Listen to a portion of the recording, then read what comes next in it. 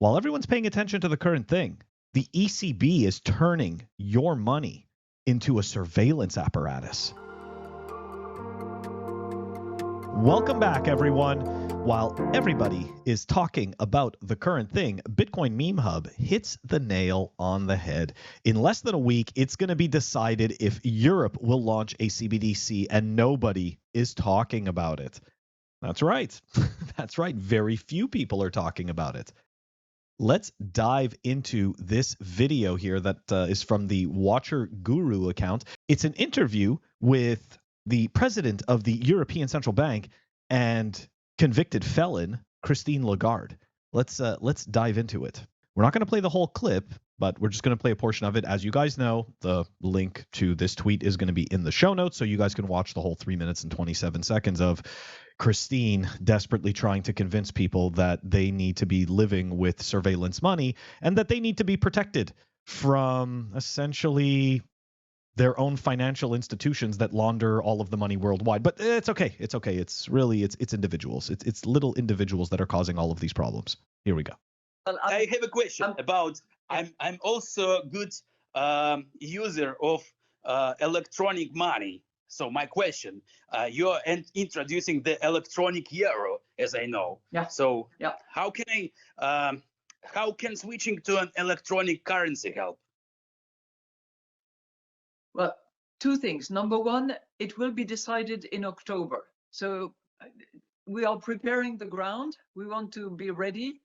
We want to be trained, but it will not be decided until October 23. Mm-hmm. The reason I'm personally convinced that we have to move ahead is a situation like the one we are in now. We are dependent on the supply of gas by a very unfriendly country.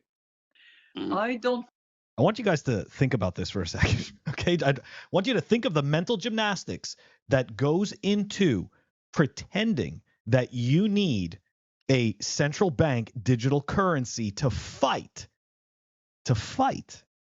gas prices, okay? It doesn't make any sense. We're gonna stop it right there.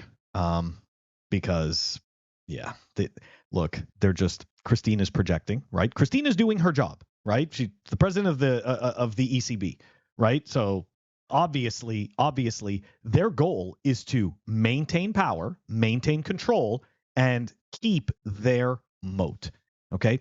Now, this idea that somehow, like, I want you guys to just think about this for a second. She's talking about having a CBDC in order not to be a victim to quote unquote non-friendly countries that are providing energy. So I personally am just sitting here thinking, why, as Europeans, why don't you try to produce your own energy in the country that you think would be safer? Why bother doing that? Why bother doing that when really what we want is ultimate control over the money supply?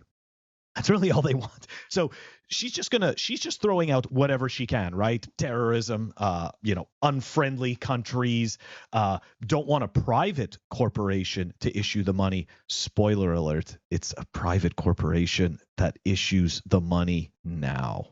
Okay, so it's all private corporations. Who do we owe all this debt to, right? Who does the ECB owe all of this debt to? Right? Who does America owe the United States owe all of this debt to? It's just absolutely ridiculous. Okay, so this is just, it's projection, it's nonsense. Let's continue, because believe it or not, this CBDC thing just gets a whole lot worse. Here's some more confusing messaging from Christine. Okay, it's another tweet from her from actually October 18th. While they haven't yet decided whether to issue a digital euro, we're getting ready. But in the meantime, you just heard what I just showed. So obviously, they're very much preparing for a CBDC. They are preparing for a digital euro. This idea that they haven't yet decided is complete nonsense. I find it very interesting that they essentially the banks, right, and the governments, they always use the exact same narrative, right? It's always about fighting terrorism, fighting drugs, fighting this, fighting that. And this is why you and I, we need to give up a little bit more of our freedom so that we can have this safety, okay? But let's take a look at, who's really, because at the end of the day, right, it's not just you and me that own the boats and that own the ports in the cities, right? It's not me, and it's definitely not you that owns the port, the major port in the city that you live. Okay, so most likely it is a giant corporation which is heavily tied in to local governments.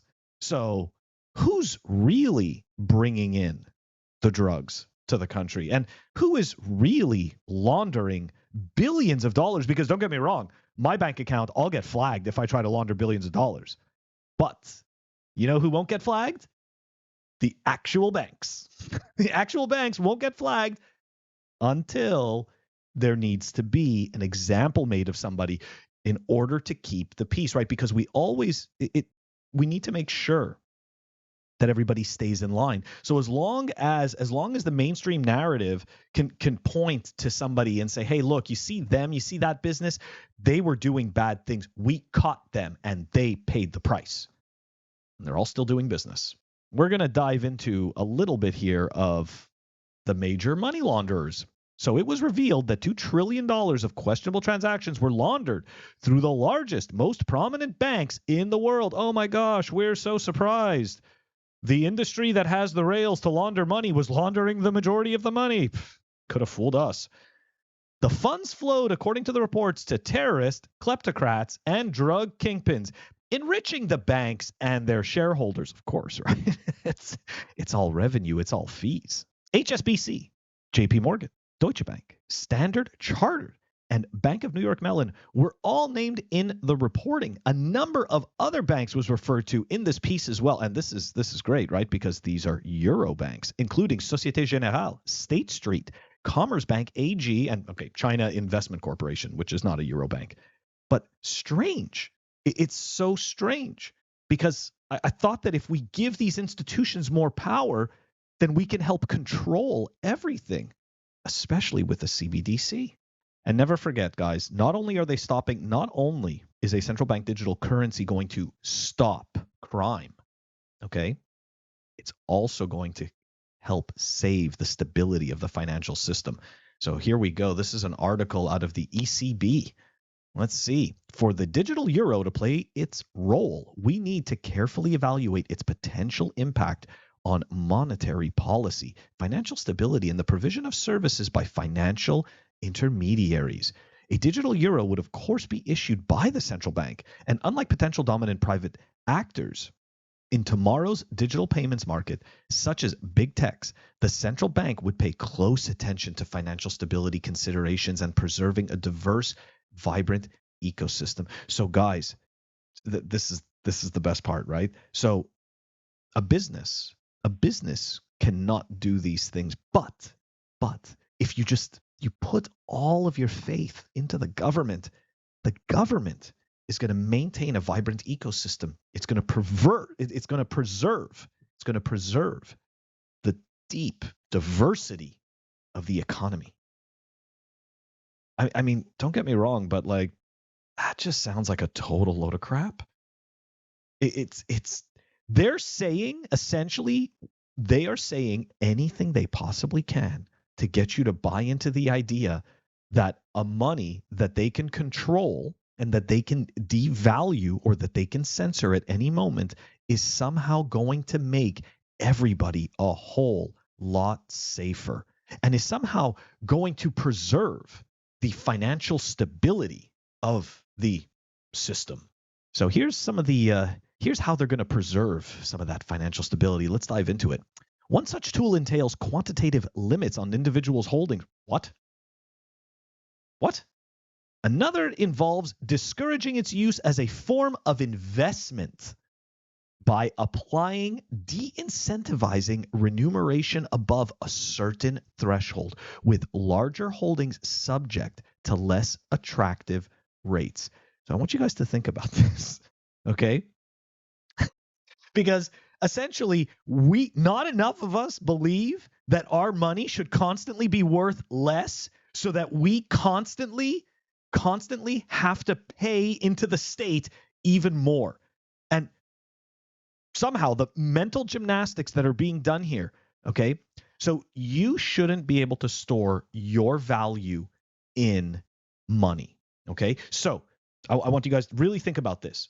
You have to trade your time, okay, and your talent for this particular thing that is losing value constantly and that is controlled by the government, okay? And somehow you're supposed to make you're supposed to agree that your time is worth nothing, and your time eventually should be worth absolutely nothing, and only the government should be able to decide how much your time is worth. This is psychotic. This is really messed up. I'm actually, and I understand, right? Like people sit there and they're like, well, it's just individual incentives. Like, think about that, right? Is it really individual incentives, or is it just complete insanity to think for a second that one day your family, after you make up a rule like this, okay, or you pass laws like this, if you think for some reason that one day your children are not going to wake up slaves in this system, you're very wrong. Okay, you're very mistaken. Just because it steals from the rich a lot slower, it doesn't mean that it's not stealing from them. And the reality is that this particular type of rule that we're looking at, this would especially penalize the rich. But of course, right, the wealthy would be able to have the mechanisms to be able to move. They obviously they wouldn't be storing their value in cash, right? They'd be storing their value in the approved investment vehicles, approved by the government, of course. Our preliminary analysis indicates that keeping total digital euro holdings, listen to this, okay? This is totally made up numbers. They have no idea what they're talking about, okay? The preliminary analysis indicates that keeping our total digital euro holdings between 1 trillion and 1.5 trillion euro would avoid negative effects for the financial system and monetary policy. This amount would be comparable with the current holdings of banknotes in circulation, as the population of the euro area is currently around 340 million. This would allow for holdings of around 3,000 to 4,000 digital euro per capita. Well, thank you, Master. Thank you for letting me hold that. Like, this is just absolutely insane, and they just throw some number out there because let's be honest, right? That number is 100% going to change. It's inevitable. They have to keep printing money. So it's like, obviously that number isn't going to hold for that long. And when it doesn't, the architects are going to come out and they are going to, with the help of the next president of the ECB, right? Because Christine, she'll be long gone by then. Hey, they're going to come up with another plan, another magic number. And there you go. Okay, so when is all of this taking place? The European Central Bank is expected to decide, as Christine said, in October on whether to proceed with a digital euro. Spoiler alert, they will be proceeding with a digital euro. I'm almost 100% sure of that. For retail uses like payments from around 2026 at the earliest, to sit alongside cash. Before it can do so, however, the digital currency must have legal backing in the EU to underpin its acceptance and use. Do you think that they're not going to roll out a CBDC in Europe? I think they will. I think they will be rolling out a CBDC in Europe. I think that, again, as I stated in the beginning of this clip, it's watch what they do, not necessarily what they say. And what they are doing is laying the groundwork for a CBDC. And you'll notice what they're really concerned about, is their ability, okay? Their ability to contract and expand the money supply as they see fit. They are the intelligent architects of the banking system. And you and me, stupid peons, we can't imagine. We can't imagine what it takes to administer this type of a system. If this isn't a selling point for buying Bitcoin, I don't know what is. Look at Bitcoin now.